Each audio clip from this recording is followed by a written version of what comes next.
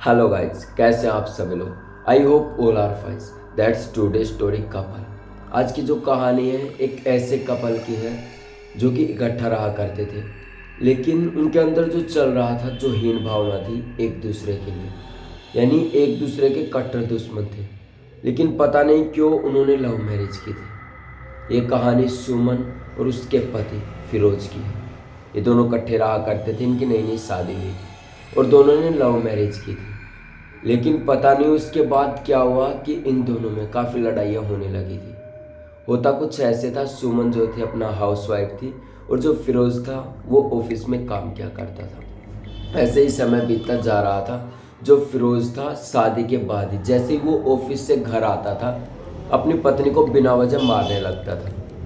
वजह कोई भी नहीं थी, बिना वजह सुमन को पीटता था और उससे सुमन ज़्यादा डरने लगी थी, क्योंकि जो उसका हस्बैंड था बिना वजह कोई भी बात हो या फिर ना हो, बिना वजह मारने लगता था और शराब भी पीने लगता था। इस चीज़ से सुमन काफ़ी ज़्यादा परेशान हो गई थी और उसने सोचा कि मैं घर छोड़कर भाग जाती हूँ। सुमन के दिमाग में पहला आइडिया यही आता है।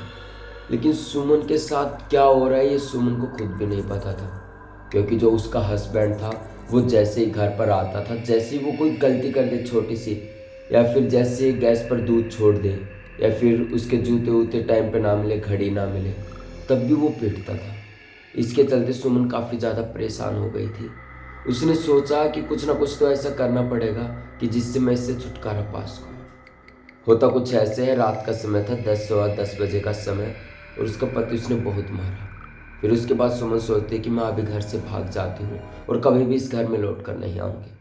सुमन ने पूरा प्लान कर लिया था। रात को करीबन 10:30 बजे वो अपनी एक फ्रेंड को फ़ोन करती है जिसका नाम प्रियंका था, और वो कहती है कि तुम अपने पति के साथ आ जाना, मैं यहाँ पर नहीं रह सकती, ये मुझे काफ़ी ज़्यादा मारता है। तो प्रियंका पहले तो 5 मिनट बात करती है कि यार तुम तो सही से रहते थे, अच्छे से शादी हुई है, लव मैरिज है, कपल हो तुम तो। लेकिन जो सुमन थी वो प्रियंका से कहती है कि जो भी बात है मैं तुम्हें बाद में बताऊंगी, अभी तुम आ जाना। तो ऐसे ही जैसे रात का 11 बजे का समय होता है, अपने घर से सुमन निकल जाती है अपने फ्रेंड के साथ, प्रियंका और उसके हस्बैंड के साथ वहाँ से निकल जाती है और उनके साथ रहने लगती है। ऐसे समय बीतता है, 10 से 12 दिन बीत जाते हैं। तभी सुमन को पता चलता है कि जो उसके हस्बैंड थे फिरोज, उनकी डेथ हो गई है। सुमन को विश्वास नहीं हो रहा था कि उसके पति की डेथ हो गई है, क्योंकि वो एक ऐसा बंदा था जो बार बार टॉर्चर करे और जो आत्महत्या तो कभी कर ही नहीं सकता। इस चीज़ से सुमन काफ़ी परेशान हो गई थी। और ये जो खबर मिली थी सुमन को पुलिस वालों की तरफ से मिली थी कि ऐसे ऐसे तुम्हारा पति मर गया है। तो सुमन कहती है कि मुझे उसकी डेड बॉडी चाहिए, मुझे वो देखनी है। तो जब ऐसी बात आती है तो पुलिस वाले कहते हैं कि उसने खुद को इतनी बुरी तरह जलाया है कि कुछ भी नहीं दिख रहा। अब सुमन को थोड़ा सा यकीन हुआ कि शायद हाँ वो मर चुका है, अब मैं अपने पुराने घर में जा सकता हूँ, सुमन को ऐसा लगता है। तो जैसे 15 दिन गुजर जाने के बाद जैसे सुमन अपने पुराने घर में जाती है तो उसे काफ़ी अजीब लगता है, जैसे कि इस कमरे से निकलकर कोई किचन की तरफ गया हो। फिर सुमन इग्नोर करती है कि शायद बिल्ली होगी, छोड़ो। सुमन इग्नोर करती है और सोने लग जाती है, यानी सोने चले जाती है। रात के करीबन 8 साढ़े 8 बजे का समय था। सुमन सोने लगती है, थोड़ी देर फ़ोन चलाती है और सो जाती है। तकरीबन रात के 1 बजे सुमन की आंखें खुलती हैं। उसकी चद्दर जैसे वो लेटी हुई थी, ऐसा लगा कि उसकी चद्दर किसी ने पीछे की तरफ खींची हो, यानी कि यहाँ तक चद्दर थी, चद्दर जो थी पैरों तक जा चुकी थी। सुमन को लगा कि शायद किसी ने चद्दर खींची है। सुमन को घबराहट होने लगी। तो जैसे ही खड़ी होती है तो वो जो चद्दर थी एकदम से फटाक से नीचे पे आकर पड़ती है बेड से। अब सुमन को थोड़ा सा डर लगा कि जो चद्दर थी उसने ओढ़ी थी वो नीचे जाकर पड़ी थी।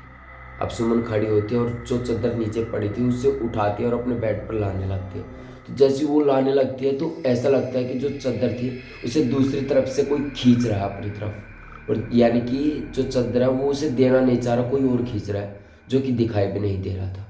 अब सुमन डर गई थी, क्योंकि ऐसा तो हो ही नहीं सकता, जो फिरोज था वो भी मर चुका था, लेकिन ये जो कुछ हो रहा है। सुमन काफ़ी ज़्यादा हद तक डर गई थी। उसने फिर से अपनी फ्रेंड के पास फ़ोन किया, प्रियंका के पास। तो प्रियंका जैसे तैसे करके फ़ोन करती है तो प्रियंका कहती है ठीक है मैं अभी आती हूँ। सुमन इतनी ज़्यादा डर गई थी, वो वहाँ से कमरे से बाहर निकली।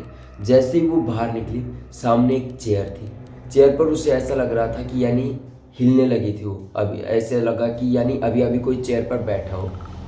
और सुमन को डर भी लगा। तो सुमन जैसे तैसे करके अपनी लाइट ऑन करती है, फ़ोन की टॉर्च ऑन करती है और वहाँ से निकलने लगती है। तो वो देखती है कि बहुत सारे छोटे छोटे कागज़ के टुकड़े पड़े थे जिसमें कुछ बातें लिखी हुई थी अजीब से, जिन्हें पढ़कर सुमन और भी ज़्यादा डर गई। अब सुमन को समझ नहीं आया कि वो करे तो करे क्या। अब सुमन जैसे तैसे करके वो गेट से बाहर निकली कमरे से। इतने में उसकी फ्रेंड आ गई, प्रियंका और उसके हस्बैंड। तो जैसे वो आती है तो सुमन कहती है प्रियंका को, यार यहाँ पर कुर्सी पर कोई अभी अभी बैठा है, मुझे महसूस हो रहा है। तभी जो थी प्रियंका और उसके हस्बैंड उस चेयर को बिल्कुल गौर से देखते हैं, लेकिन वहाँ पर कुछ भी ऐसा नहीं था। अब जो भी था कुछ भी हो, तो सुमन डरी हुई थी। तो प्रियंका कहती है कि यार कुछ भी नहीं है ऐसा। तभी हवा में एक डंडा सा आता है ऐसे उड़ के, और सुमन के यहाँ उसके यहाँ लगता है, प्रियंका के बहुत ही ज़ोर से लगता है, जिसके कारण प्रियंका बेहोश हो जाती है और खून बहने लगता है। अब सुमन काफ़ी ज़्यादा डर गई थी। उसका जो हस्बैंड था प्रियंका का, वो भी वही बगल में खड़ा था, वो भी थोड़ा थोड़ा घबराने लगा था। तभी सुमन आसपास से चाकू उठाती है, वो जो ऐसे ही देखने लगती है कि कोई है तो नहीं, ये वो ऐसे चाकू घुमाने लगती है। तो वो काफ़ी ज़्यादा डरी भी हुई थी। फिर थोड़ी देर के बाद वो काफ़ी महस गई, तो ज़ोर से चिल्लाई, फिरोज। ऐसे जब वो चिल्लाई तो कुर्सी से ऐसा लगा कोई उठा हो और उसके कान में बोला हो, हाँ तू आ गई वापस घर, ऐसे कुछ लगा हो। तो ऐसे जैसे ही हुआ तो एक और डंडा आता है हवा में ऐसे चलते हुए, और अब की बार कोई कंकाल था।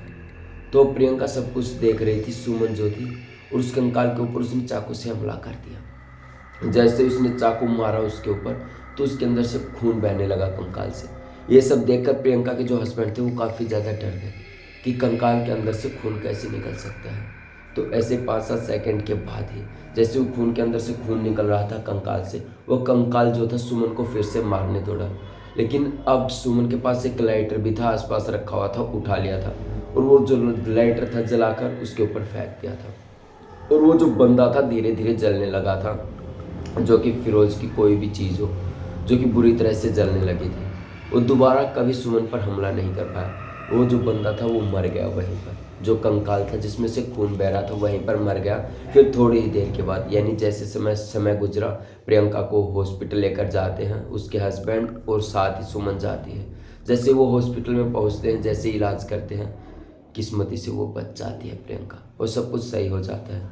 अब जो सुमन थी अपने पुराने घर में आराम से रह सकती थी। वो फिरोज खान से बिल्कुल ही आज़ाद हो चुकी थी। अब उसके ऊपर कोई भी तकलीफ नहीं थी। अब उसे पूरा प्रूफ मिल चुका था कि फिरोज जो था मर चुका था। ये थी आज की कहानी जो मैंने विजिट करी है। तो कमेंट बॉक्स में ज़रूर बताएं कि आपको ये कहानी कैसी लगी। और सबसे बड़ी बात दोस्तों, कभी कभी ऐसा होता है कि हमारे साथ भी ऐसी घटना हो, तो हमें हर चीज़ पर यकीन करना चाहिए। क्या पता कल हम हो या फिर ना हो इस घटना के दौरान।